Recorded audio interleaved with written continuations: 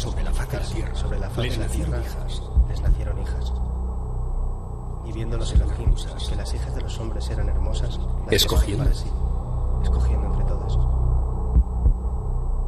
É com estas palavras que o Gênesis descreve o modo como uma espécie de deuses chamados Elohim chegaram a manter relações com mulheres. Cuando miramos la Biblia, se refiere a los dioses en plural. ¿Por qué habla en plural? ¿No será que había más de uno? Mas quem são esses deuses que as antigas escrituras chegam a mencionar 30 vezes? Anjos vindos do céu? Bereshit baraj Elohim. Y eso, literalmente traducido del hebreo bíblico, es: en principio crearon los ángeles, y punto. Nuestros superiores, nuestros creadores. Una serie de seres más evolucionados que los humanos vinieron a este mundo, en algunas ocasiones hasta incluso para fabricarnos y, en el mejor de los casos, para instruirnos, para ayudarnos, para educarnos.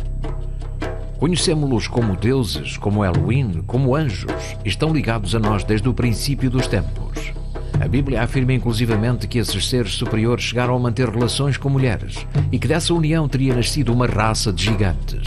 Y después que se llegaron los hijos de los Elohim a las hijas de los hombres, Les engendraron hijos.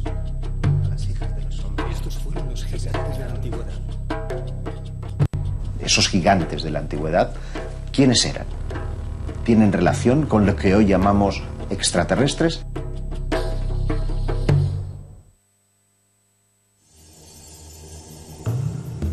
São muitos os textos religiosos da antiguidade que falam de seres gigantescos e relacionam-nos diretamente com a criação dos seres humanos.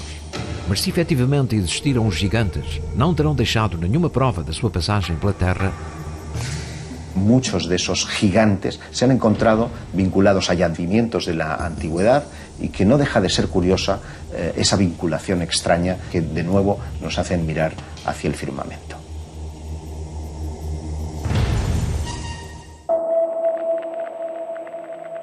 Restos como o que foi encontrado em 1915 nos Pirineus. Um homem da Idade do Bronze cujo crânio teria o dobro do tamanho de um crânio humano atual. Os fémures encontrados perto dele medem entre 70 e 90 centímetros, o que nos coloca perante indivíduos com quase 3 metros de altura.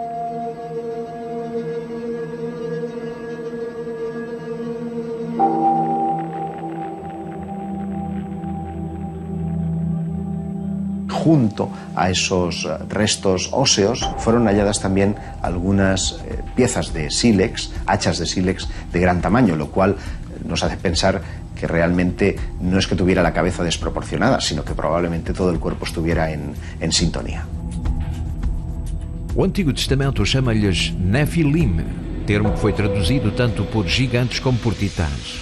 Diz que eram filhos dos Elohim, gerados por mulheres, tinham uma grande estrutura e eram especialistas em guerra. Curiosamente, para os aramaicos, o termo Nefilim referia-se especificamente à constelação de Orion, e assim os Nefilim seriam descendentes divinos provenientes desse canto do universo. Porque pueblos muy diversos en todo el globo veneran a las mismas estrellas. Estes despojos podiam ser a confirmação dos gigantes do Gênesis.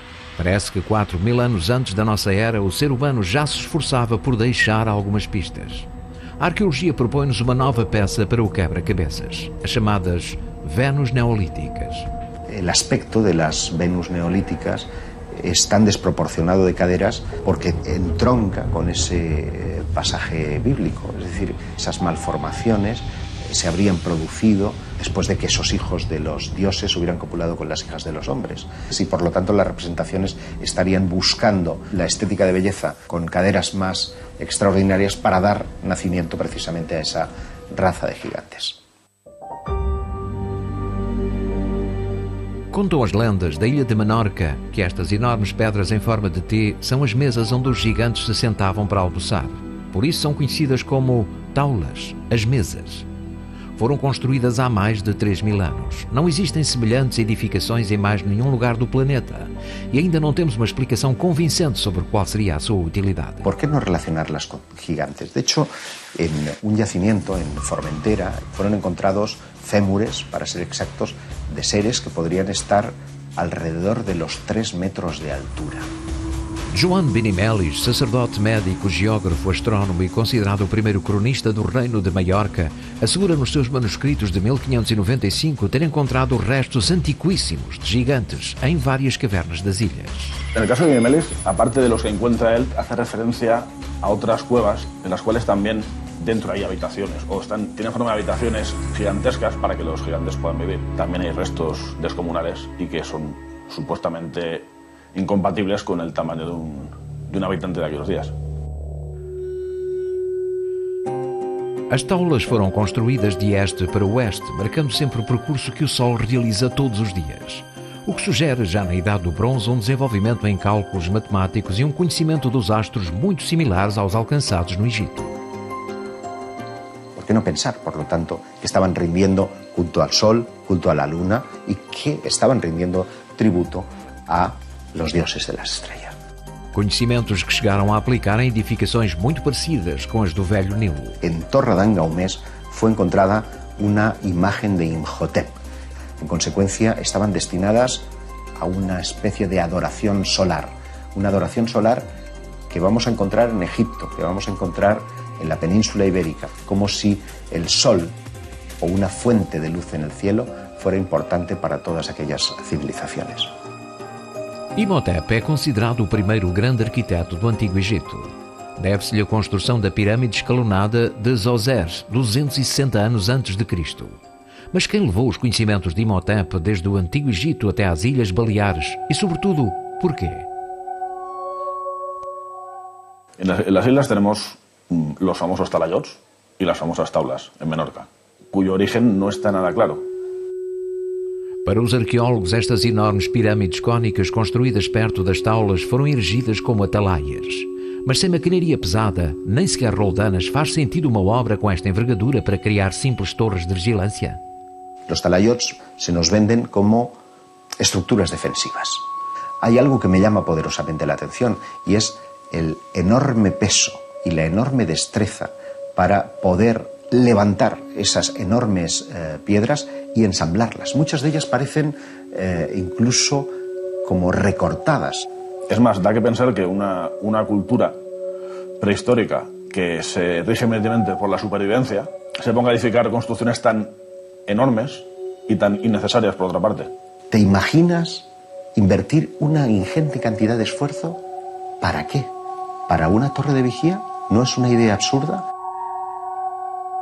Y se da la circunstancia de que solamente tenemos herramientas de bronce. Cada nova descoberta lança sempre uma nova dúvida. Cada jazigo deixa no ar novas perguntas. Será que os nossos antepassados não conheciam mesmo o sistema de roldanas? Será que só dispunham mesmo de ferramentas de bronze? Durante a Segunda Guerra Mundial, o exército norte-americano desembarcou em pequenas ilhas do Pacífico que foram usadas como bases aéreas e de abastecimento. As populações nativas, completamente alheias ao desenvolvimento ocidental e praticamente ausentes do contacto com o homem branco, desenvolveram o que hoje se conhece como culto escargo. Acreditaram que aqueles seres capazes de voar em máquinas estranhas e carregadas com caixas eram divindades que lhes vinham oferecer riquezas. Cuando termina el conflicto y posteriormente llegan los norteamericanos y establecen un contacto con aquellas poblaciones que hasta entonces no sabían qué era el hombre blanco, se han dado cuenta que mantenían limpias las pistas de aterrizaje, que habían construido cajas y que incluso habían reproducido aviones con palmeras y que llegaban al punto de crear el detalle de colocar las siglas USAF. Esta misma pauta cabe relacionarla con las pautas de conducta que necesariamente tuvieron que establecer los hombres primitivos, al igual que los cultos cargo pretendían atraer de nuevo a los norteamericanos limpiando esas pistas. Lo que encontramos representado en la prehistoria posiblemente trataba de atraer hacia sí aquellos seres que les instruyeron además en algunos de sus conocimientos. ¿Y si esos dioses en realidad no fueran tales, sino lo que hoy llamamos extraterrestres? Estatura elevada, crânio alongado, malares salientes, testa alta, nariz largo, eram assim os homens Cro-Magnon. Chegaram à Europa há uns 50.000 a 100.000 anos.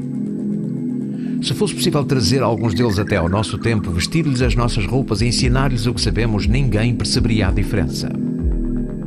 Os humanos atuais não são muito diferentes deles. Utilizamos a linguagem, praticamos ritos funerários, fabricamos objetos úteis e objetos simbólicos e temos praticamente os mesmos genes.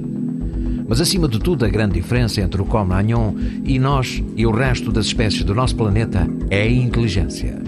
Um dom que em princípio nos torna únicos e que ainda não está claro como, quando, nem de onde pode ter vindo.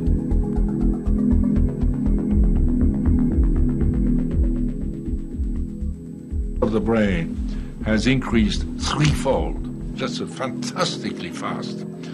Now, if we think that there is another maybe 5 billion years left for life on Earth, if this continues, I like to think that quite possibly 100 million years from today or 500 million years from today, there may be beings on Earth or elsewhere much more intelligent than you and me. El problema de la historia y sobre todo de la prehistoria es, primero, la falta de restos. Sí que es muy fácil la posibilidad de que existan árboles perdidos. It's for the human ancestor. There's not one that I think is more likely than another, and I think it is most likely that we haven't yet found the ancestor, the real ancestor. Because in the fossil record you never sample every single fossil that ever lived or every single species that ever lived. So it's very likely that we haven't yet found the right one. But we have to keep looking and maybe we find it. En el pasado de la humanidad, en un momento embrionario de lo que podemos considerar el paso del homínido al hombre, hay una especie de injerencia externa. ¿Qué? ¿Cómo nace la inteligencia? O animal que mais se assemelha a nós, segundo a sua cadeia de ADN, é o chimpanzé.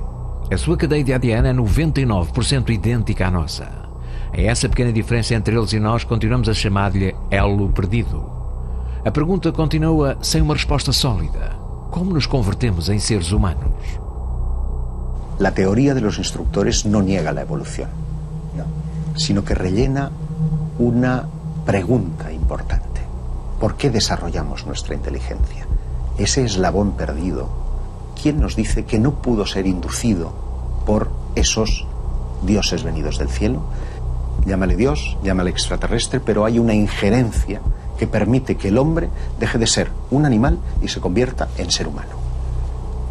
Entre os elos que vão surgindo e os que ainda continuam perdidos, encontramos-nos muitas vezes ante elos que simplesmente não encaixam. Se a polícia forense atual tivesse de determinar a causa do falecimento deste Cro-Magnon do Museu Antropológico de Moya, deparar-se-ia com um sério e incómodo dilema. O crânio apareceu com um orifício na testa que hoje em dia nos colocaria muitas dúvidas. Porém, há 40 mil anos, quem disparava balas na pré-história? A última vez que duas espécies inteligentes conviveram neste planeta foi provavelmente há 40 mil anos. Foi nessa altura que o Homo sapiens se desfez do Neandertal. Embora não o tenha feito com armas de fogo, o que aconteceu foi que ficámos sós e não tivemos outro remédio senão começar a procurar seres inteligentes noutro lugar. A sua descoberta seria a notícia mais importante da história da humanidade. Por agora, as provas chegam-nos na forma de ecos distantes, como o do chamado micro-organismo de Évora. No dia 2 de novembro de 1959, a uma velocidade inusitada e alheios a todos os radares aéreos da época, dois objetos voadores que nunca chegaram a ser identificados cruzam a cidade portuguesa de Évora. Um deles detém-se sobre o pátio de uma escola. O fenómeno foi visto por todos os alunos da escola, foi visto por praticamente todos os professores da escola e toda a população de Évora que deu conta de que algo se estava a passar. O Dr. Amaral, ajudado pelos seus alunos, dispõe de tempo suficiente para montar um telescópio para observar o incidente. O que o Dr. Amaral observa é uma massa branca, ondulante, como se fosse uma medusa, e por cima uma esfera brilhante que vai deixando cair filamentos na cidade de Évora durante 4 horas. Depois de se perderem os dois objetos no horizonte, toda a cidade vê-se envolvida numa singular chuva de um material branco e viscoso, a que os investigadores chamaram cabelos de anjo. O que é curioso é que, nesse próprio dia, mais cedo, o, na altura, capitão Tomás Conceição e Silva, na base de Sintra, que fica a cerca de 100 e poucos quilómetros de Évora, está-se a preparar para sair para um voo de treino na base de Sintra e também assiste à queda de filamentos. Eram 8 da manhã, uma manhã com o sol brilhante, uma visibilidade extraordinária, e de repente começaram a cair do céu uns filamentos muito finos que pareciam teias de aranha. E nós, sem perceber o que aquilo era, apanhámos aquilo na palma da mão e com o calor da mão os filamentos derretiam. Nós achámos aquilo muito estranho, de facto não há aranhas no céu, que a gente saiba, e ficámos sem perceber o que acontecia. Entretanto, foi avistado uma espécie de objeto voador não identificado e os mesmos filamentos caíram em grande abundância sobre a cidade de Évora. Eram tantos os filamentos, quer dizer, que as crianças na escola chegavam a pegar neles, portanto, houve quase rolos emaranhados de filamentos pela escola toda. E o que aconteceu é que, enfim, o professor Joaquim Guedes do Amaral conseguiu ter a oportunidade de recolher alguns desses filamentos e ir observá-los ao microscópio. Estas são as imagens originais recolhidas pelo microscópio do professor Amaral. Um ser vivo munido de tentáculos que não se assemelha a nenhum outro organismo que se possa considerar terrestre. É um caso estranhíssimo.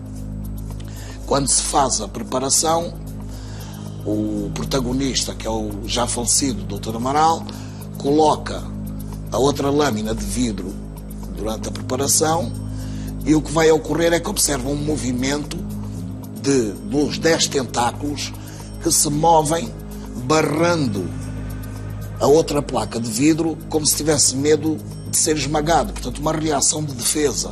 Algo estranhíssimo. Ora, nunca foi dito por ninguém que aquilo era uma entidade extraterrestre.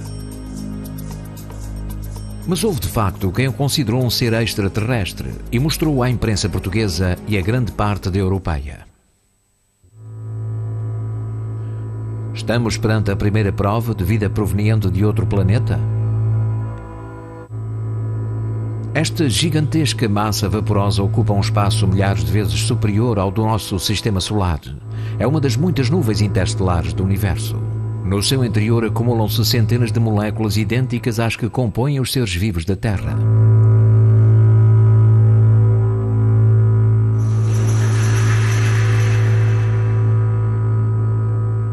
Até há pouco tempo a ideia de um ser vivo que não dependesse de água, de oxigênio ou de energia solar não era concebível.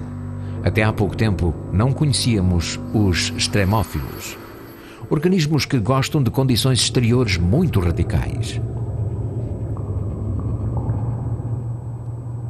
Na caverna de Móvil, na Roménia, 48 espécies diferentes vivem isoladas do exterior há 5,5 milhões de anos.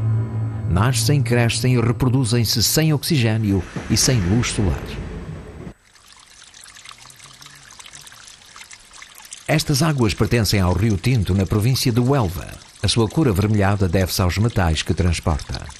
Estes metais procedem das rochas que o rio arrasta desde a sua nascente e dos efluentes das explorações mineiras. Descobriu-se aqui uma comunidade de seres que desafiam as leis básicas da sobrevivência. A vida misteriosa que se oculta no Rio Tinto desconcertou os cientistas. A sua capacidade de adaptação é tão grande que se poderia dizer que não parecem terrestres. Estas descobertas tiveram repercussão entre aqueles que procuram vida fora da Terra.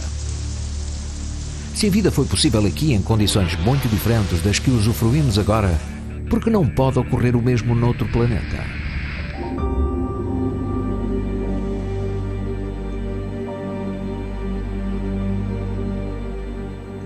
Sim, mas em 1959 o fenómeno OVNI ainda era uma coisa muito vaga, não é?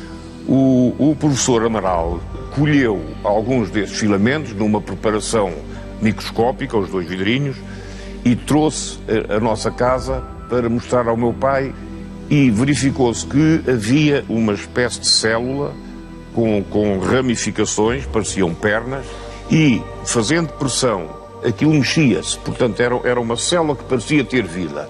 Mais tarde, em 1974, salvo erro, o chefe de Estado-Maior da Força Aérea chamou-me para eu confirmar se um determinado relatório que lhe tinha sido apresentado, se tinha alguma veracidade. Tudo o que está aqui no relatório relata precisamente aquilo que se passou.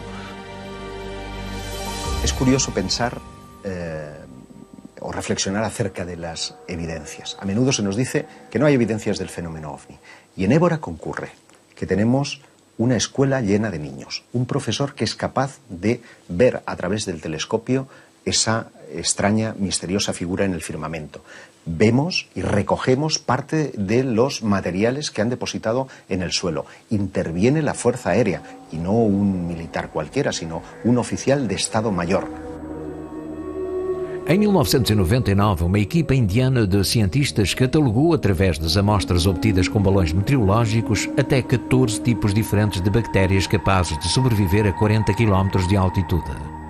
Mas se conseguisse confirmar que o organismo encontrado em Évora era uma dessas bactérias, a equação continuaria incompleta.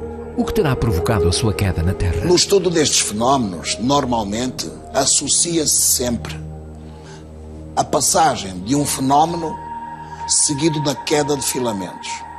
Em Portugal existem documentadas 9 quedas desses filamentos brancos. No hay un consenso acerca de si su precipitación es accidental, como una consecuencia de la reentrada en la atmósfera de estos objetos, o por el contrario, lo dejan caer ellos. Con lo cual nos abre una pregunta todavía más inquietante, y es: ¿quieren dejarnos alguna evidencia de su paso por nuestros cielos?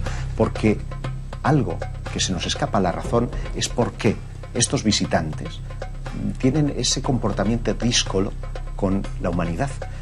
Sí, se dejan ver, se dejan manifestar, incluso filmar, incluso captar por los radares, pero sin embargo jamás han mostrado abiertamente una intencionalidad de contacto. Y a mí me llama poderosamente la atención, porque cuando uno revisa los protocolos de actuación de la NASA, en el caso de que la humanidad pudiera encontrar una eventual civilización extraterrestre, que te digo yo, en la Luna o en Marte, en alguna de las múltiples misiones espaciales, el procedimiento es exactamente el mismo. Es el de no injerencia, el de no intervención, en el de no intentar que nuestra visita vaya a cambiar sus pautas de conducta, al menos en una primera fase. Y esa fase dura en el tiempo lo que está durando este fenómeno. Llevamos 65 años contando cerca de 80 millones de testimonios en todo el mundo y no hay una aparente voluntad de comunicación. Tal vez porque vengan a estudiarnos, o tal vez porque su plan B, su segunda fase, esté todavía por ver. Todas as religiões antigas falam de uma espécie de divindades procedentes dos céus. Anjos, Elohim, deuses ou gigantes teriam estado presentes no dia da criação dos seres humanos e ter-nos-iam acompanhado ao longo da história. Vieram criar-nos? Foram eles os nossos instrutores? As provas da sua passagem pelo nosso planeta residem em todos os textos antigos que os mencionam, em todas as religiões que os adoram e em todas as pedras que erigimos para eles. Surgem entre os restos dos nossos antepassados e rasgam os nossos céus. Se o ser humano chegou a conviver com uma raça extraterrestre no passado, voltaremos a conviver com eles no futuro?